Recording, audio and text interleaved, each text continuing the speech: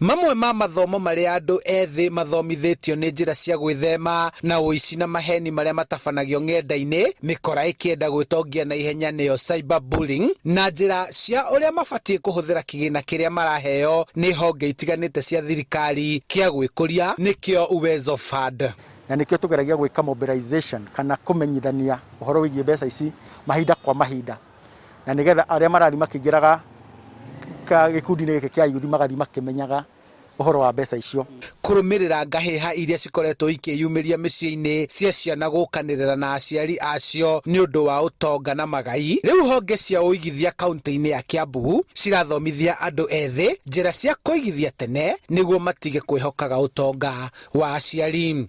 Ni mathina maria marakorwo kuo micii-ini muno makiria mararehwo ni andu anini, na andu anini mareka uguo ni undu wa kwaga mieke ya mawira. Andu ni maraga muno ukorwo mena urumwe, hihi mena hitho kana ni hitho ya kwaga kwenda andu mamenye marutite ku indo icio, kana ni uria andu mendire indo cia kugia narua.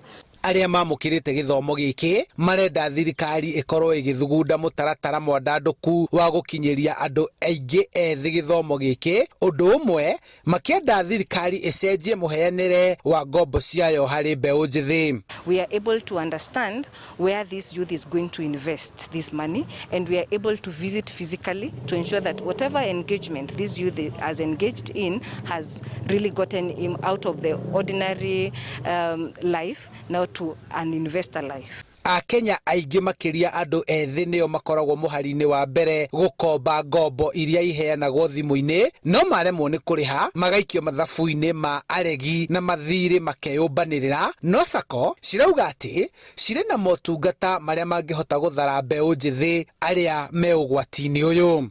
Memba aitu aria aingi me miaka-ini iria ya na kuria iguru, na riu ni undu wa kugeria gukinyira andu aya nini ri ni turatigirira ati products iria cikuo na services iria turahea memba ni irakinyira andu aya nini.